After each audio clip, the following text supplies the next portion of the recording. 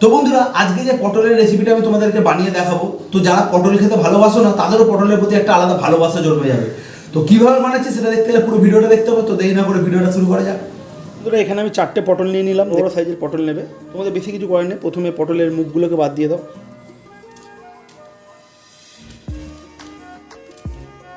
তো বন্ধুরা, এবার পটলের গায়ে ছাল চামড়াটা তুলে নেবো। তো পুরোটা তুলবে না, একটু একটু রেখে দেবে। তো পুরোটা তোলার দরকার নেই, হালকা হালকা এরকম যেন ছাল থাকে। পটলের বীজটাকে পুরো বের করে নিতে হবে। তো বন্ধুরা, পটলের ভেতর থেকে প্রথমে দেখো এভাবে তোমাদেরকে বীজগুলো বের করে নিতে হবে পুরো। অল্প কিছু আমি এখানে চিংড়ি মাছ নিয়ে নিয়েছি।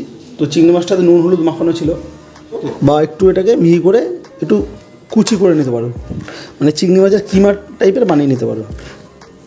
দেখে না, আমি একটুখানি চিংড়ি মাছের কিমা করে নিয়েছি চিংড়ি মাছগুলোকে।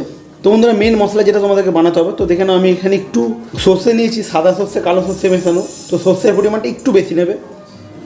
এখানে আমি 6 কোয়া রসুন নিয়ে নিয়েছি। তো যেরকম ঝাল খাবে সেই পরিমাণ লঙ্কা নেবে। যেহেতু আমি ঝালটা একটু বেশি ভালো লাগে, তো একটু বেশি পরিমাণ লঙ্কা নিলাম। স্বাদ অনুযায়ী নুন, অল্প একটু চিনি, আর 1 কাপ জল। এবারে এর একটা পেস্ট বানিয়ে নেবো। তো বন্ধুরা, সর্ষের একটা পেস্ট বানিয়ে নিয়েছি, দেখে নাও। তো বন্ধুরা, তেলটা গরম হয়ে গেলে গ্যাসটাকে কমিয়ে দিয়ে ওর মধ্যে এই পটলের যে বীজগুলো ওটা দিয়ে দেবে, যে কুচি করা চিংড়ি মাছটা সেটা দিয়ে দেবে। তো বন্ধুরা, যখন দেখবে চিংড়ি মাছ আর পটলের বীজগুলো ভাজা হয়ে গেছে, হাফ সর্ষের বাটাটা দিয়ে দেবে। তো বন্ধুরা, যখন দেখবে পুরো ব্যাপারটা এরকম শুকিয়ে গেছে, তখন এটাকে নামিয়ে নেবে।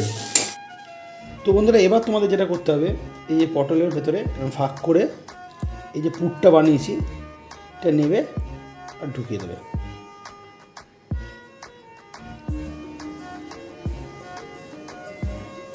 তো বন্ধুরা, দেখে নাও সমস্ত পটলের ভেতরে পুরগুলোকে ঢুকিয়ে দিয়েছি। তো এবার এটা গরম করে ওর মধ্যে আবার একটু সর্ষের তেল দিয়ে দেবো।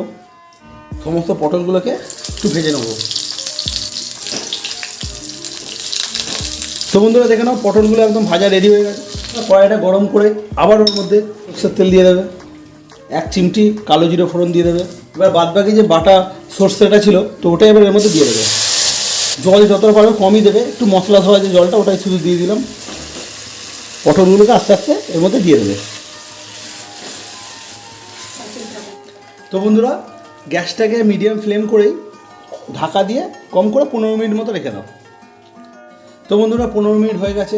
তো এবার ঢাকাটা খুলে দেখি। ওফ, জাস্ট দেখো রেডি। একদম ঝোলটা টেনে নিয়েছে। গ্রেভি রাখতে হবে, নাহলে একদম শুকিয়ে গেলে অতটা ভালো লাগবে না। তো একটু ঝোল রেখে দিয়েছি। তো এবার এটাকে সার্ভ করো আর খাও।